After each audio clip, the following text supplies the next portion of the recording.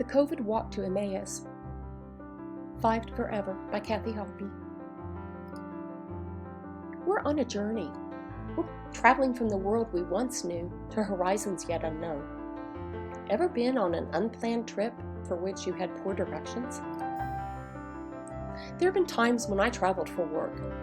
One time I was informed to take a certain highway until I reached the turnoff at Stripe Saloon, then turn left onto the dirt road and follow it until I see a red boulder. At that point, turn right and go about 2 or 3 miles down the road until it forks. Take the left side of the fork. The road will narrow, get a little bumpy, and I can pull into the house that has a black pickup and a swing set.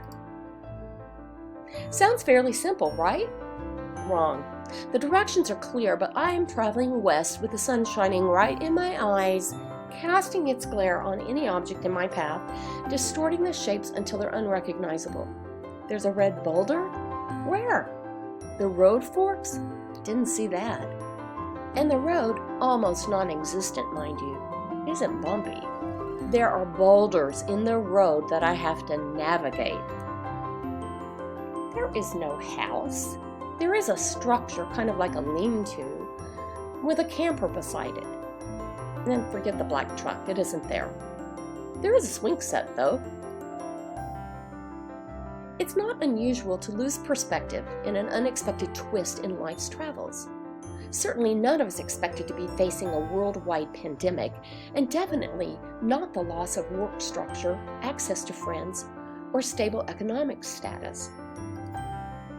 But we adjust, right? And the good news, we're told we can begin planning our return to our jobs.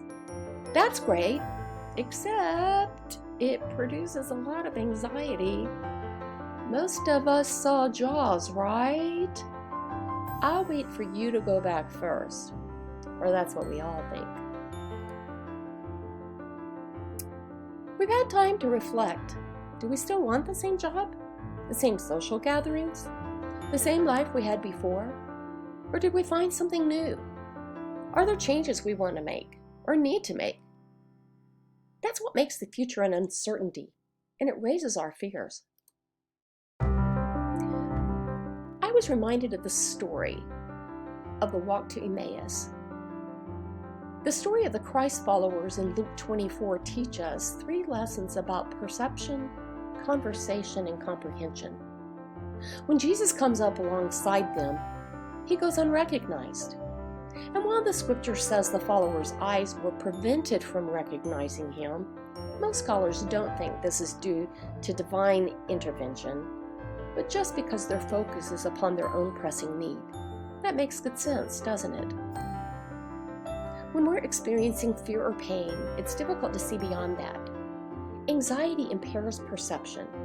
It causes a distortion of reality, and unfortunately, it often blinds us to the truth. And here the truth is walking right alongside them in Jesus. He's walking with us too. You see him?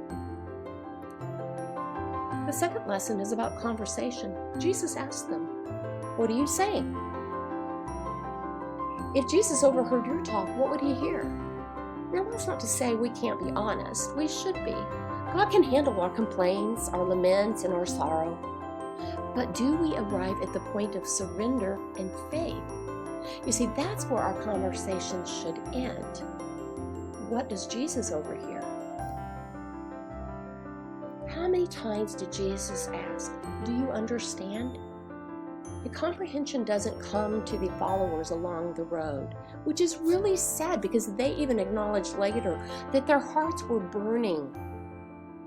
But they ignored their inner wisdom and the Spirit speaking to their hearts, instead choosing to listen to their outward fears. And that's why Jesus rebukes them. In fact, he calls them foolish. That could have been offensive. But instead, his words intrigue them, so much so they invite him to stay. And it is in the familiar actions of breaking the bread and his words of blessing the followers understand who he is. Their eyes are opened. We're on the COVID road to Emmaus, the between what was and what will be. The sun is blinding, so we don't have good directions, and we certainly can't see what the future holds. But we do have a traveling companion. Do you see him? Is your heart burning? What is he hearing from you?